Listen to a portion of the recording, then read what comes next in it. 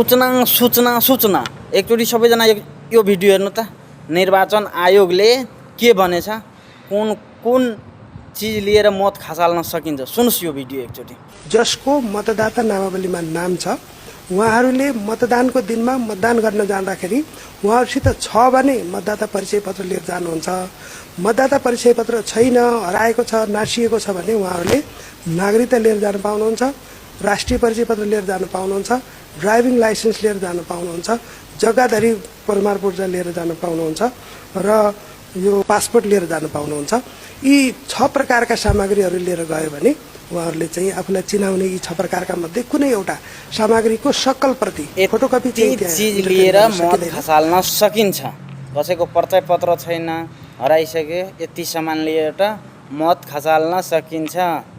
सबैजनालाई यो video share गरिदिनु होला। धन्यवाद। जय नेपाल।